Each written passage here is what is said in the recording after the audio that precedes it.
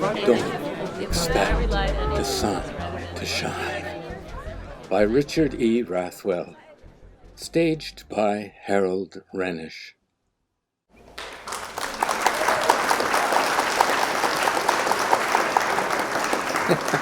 I told you he'd talk about Stalin. They used to know the same people. Oh, we all do. In Canada, in literature, for example, fiction is usually understood as the most sincere reality, the one that lets us walk in the shoes of others and express who we are and our creativity at the same time. Now, that's pretty vague, because what is this creativity? Well, I don't know.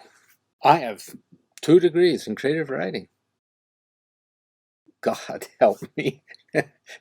I have published 32 books. I've ghostwritten a half dozen and have copy edited at least 100 more. But I don't consider myself creative.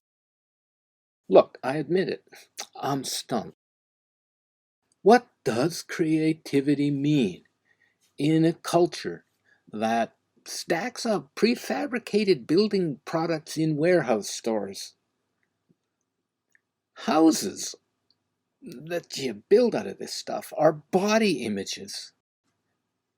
In this culture, they live at the intersection of local building codes and anything that can most easily be manufactured. And it's illegal to make any other kind of house. You have to align yourself. That's how it is. Now, a joke comes to mind about Stalin. As the coffin is lifted to the hearse, Stalin is addressing an assembly of academics. he is talking about the traitors to the state who are propagating wrong ideology. The thinking of the bourgeoisie, and worse, the Trotskyites, and the imperialists. He is expounding on the class struggle in culture and reading from his book on how, although all culture is shared by all classes, it is in the service of the working class and party. He goes on for 2 hours, to a fearful silence in the audience. He explains what the fate will be of those who work against the dictatorship of the proletariat on the cultural front. He pounds the lectern. In the silence, from the 3rd row, there is a loud sneeze. Stalin stops. There is an even deeper silence. Around a small man, the surrounding cartoons angle their bodies to left and right. In the row ahead, cartoons scrunch down. Stalin says, "Who sneezed?"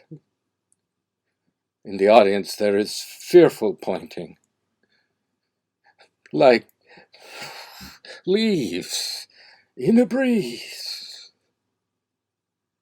The small man looks around, then he shrugs his shoulders in a fatalistic gesture, and staring straight ahead, he stands up in his cadre, the others already are, where tonight a homeless man is feasting.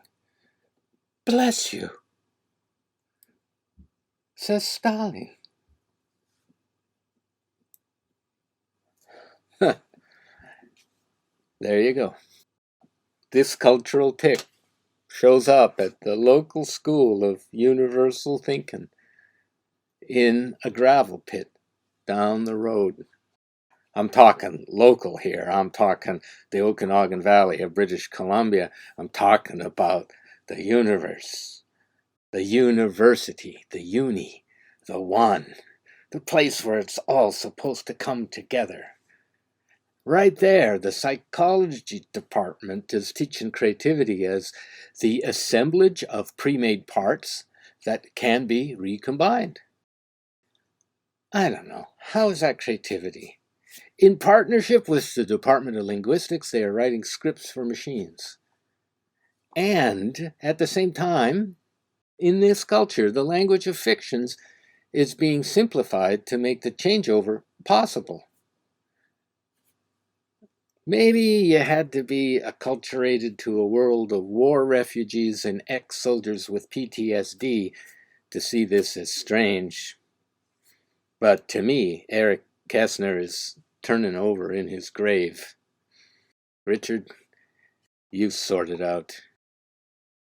With the paradigms, and we talk about creativity, creativity is basically something that you can't not do. Now, there may be several reasons for this. Of those reasons, I don't know any. I just know that creativity is something that you can't not do. I've tried not to do it, and I've failed every time I've failed.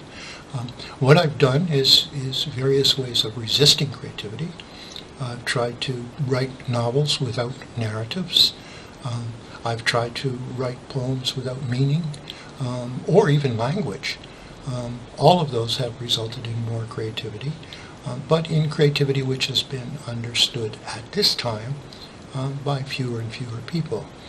That creativity which is reduced creativity, which results in memes and tropes and in architecture and prefabricated buildings and that sort of thing, I haven't bothered trying. Others are doing quite well with that, and as a result of that, they are basically destroying the world as we know it.